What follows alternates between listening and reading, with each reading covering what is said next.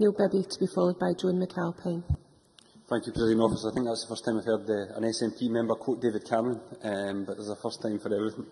I think it's important that we have this debate today because there is no doubting the importance of good quality careers, advice, information and guidance for young people in terms of setting them on the best path for the future. The Scottish Government's 2011 framework for service redesign and improvement describes a commitment to all-age, universal career information, advice and guidance as a central feature of the Scottish skills system. I think that's something that we would welcome across the Chamber. However, it would appear that from the reaction to the new system, from those directly working in its implementation, and from recent registration statistics for the My World of Work website, that young people are not getting the advice or information they need. And I believe the Scottish Government has failed to grasp the difference between careers information and careers advice. As we've already heard this afternoon, the new school service offered by Skills Development Scotland categorises pupils according to perceived need in a traffic light system. Green pupils are expected to use the online services offered by Skills Development Scotland's My World of Work website. Amber pupils, those pupils with poor attendance or low attainment or who come from so-called difficult backgrounds, are seen by careers advisors, and red pupils, only about 400 nationally according to Unison, those already disengaged from education, involved with social work or in criminality or who have learning needs, are diverted to organisations, including charities, which offer alternative provisions, such as the Prince's Trust. Presiding Officer, around 100,000 pupils, 75% of pupils, are going to be put in the green category. They are considered to have good training or job prospects. As a result, around 3/4 of Scottish students are not automatically going to get tailored professional advice about their next steps in life. At this vital juncture between school and employment or tertiary education, around 100,000 young people will not get that advice. Now, I appreciate that in tough times priorities need to be made. However, I do not believe that 100,000 pupils not getting automatic tailored advice is necessary or the right thing to do. Giving young people one-on-one... Minister. I'm grateful to Mr Bibby for giving me. I wonder, is he aware of the system that Skills Development Scotland inherited, whereby young people had to request information and guidance from professional career staff, that they didn't, even in the good old days, get advice automatically, and they had to request that advice through a really antiquated system, such as some card index system? Neil Bibby. I'm not going to pretend the situation before was brilliant, but the fact is the situation just now is unacceptable. Giving young people one-on-one advice to allow them a decent chance of getting a job is not too much for them to ask for. But that is exactly what you're doing. You're asking young people to ask for it. I fear many young people will not ask for it when they need it, and many young people will then fall through the gap if it proceeds the way it is at the moment.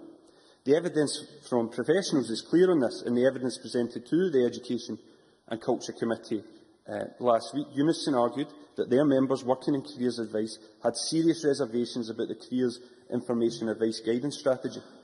In a survey of Unison members, 92% believe that the new RAG model created danger of people slipping through the net. The message is clear. A website is not a replacement for face-to-face contact. In addition, a web-based system itself presents problems for young people. The previous speaker mentioned 70% of people having access to the internet. Over 30% of Scots do not have access to broadband in their home. It is therefore no wonder that registration for the website is so low. Closing careers offices will also not help these young people in accessing the new online career services.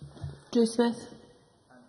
Can I have Joe Smith, Mike? Thank you, Presiding Officer. I'm grateful to Mr Bibby for giving me. And would a member also agree that it is precisely in those areas where young people are most likely to find themselves unemployed that we find the lowest rates of high-quality broadband access, both at home and often in schools? Neil Bibby.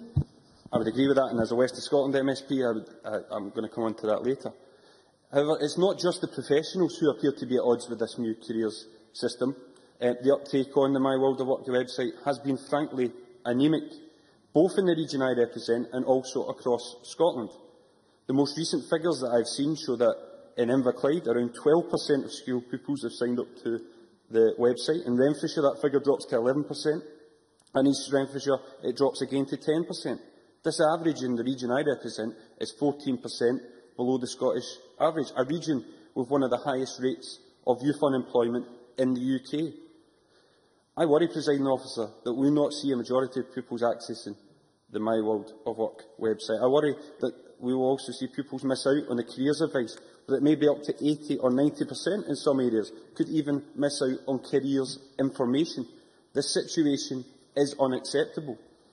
Many parents and young people will be rightly worried about pupils not having access to a careers advisor. All pupils, regardless of their academic performance, deserve the right advice. As Neil Finlay alluded to earlier, even in the areas with the highest academic achievements in Scotland, we see high levels of university dropout rates. In the current economic climate, it is more vital than ever that pupils make the right decisions when leaving school. The Minister regularly claims that she cares passionately about young people and giving young people the best life chances.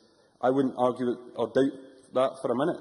I think what we need, Minister, for you to do is that show your policies are in the best interests of young people and give people confidence in this system. And I hope you will use your power to allay the fears of professionals, of parents and, most importantly, pupils in this regard.